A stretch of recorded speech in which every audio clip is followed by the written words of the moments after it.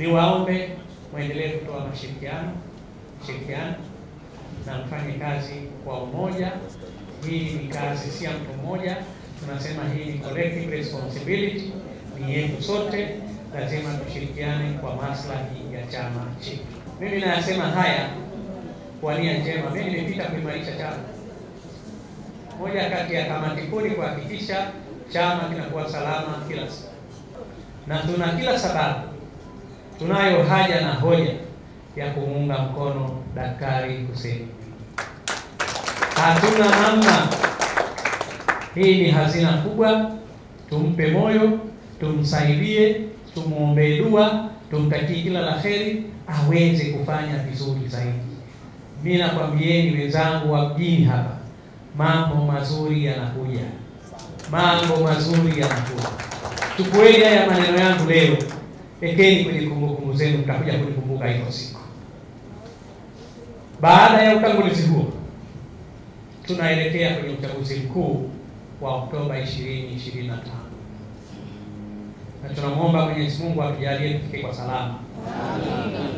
Lakini kabla ya uchaguzi mkuu, lazima tupate wagombea ambao watakwenda kutuwakilisha, kupeperusha bendera ya Chama cha Mapinduzi katika majimbo yetu na katika wadi zetu.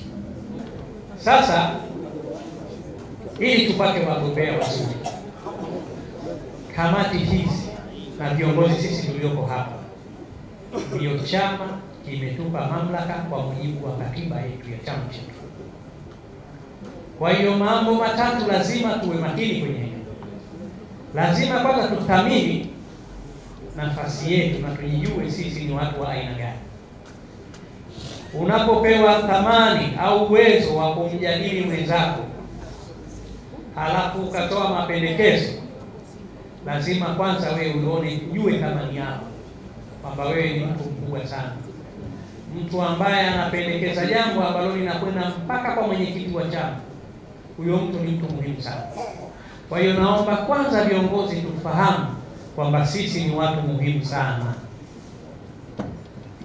Lakini la pili, katiba imetuelekeza na kanuni zimetuelekeza namna ya vikao vyetu vya uchujaji kutoka ngazi mbalimbali, kwa maana ya kwa wadi, kwa maana ya waheshimiwa madiwani, na kwa jimbo, kwa maana waheshimiwa wabunge na wawakilishi.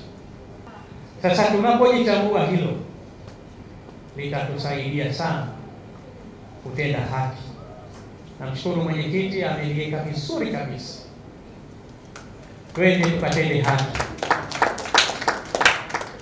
Ikifika wakati kama huu kuna mambo mengi. Waheshimiwa viongozi, nyinyi wako watu walikuwa hawapigi simu, sasa hivi wanawapigia. Wako watu walikuwa hawasalimii, sasa hivi watakusalimia sana na watapiga magoti. Wako watu walikuwa akikupita hakuamki, sasa hivi atakuamkia mara 3. Akienda na kuamkia, akirudi na kuamkia kama amesahau hivi. Lakini hajasahau, anapeleka ujumbe tu. Kwenye wakati huu tunapaswa tuwe makini sana. Tunakwenda kufanya jambo ambalo maamuzi yake yatakwenda kumweka mtu kwa miaka 5. Miaka 5 sio kidogo, ni mingi. Tukiweka mtu tusipomwangalia vizuri katikati, tukaprove kwamba mtu hakuwa sahihi, tutajuta sana.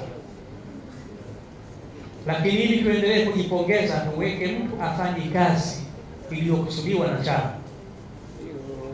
Akipelekwa katika kazi yoyote ya maamuzi, aliposhinda, huyu mtu anafanya kazi yake vizuri, kama ambao viongozi wanaendelea kufanya kazi zao vizuri.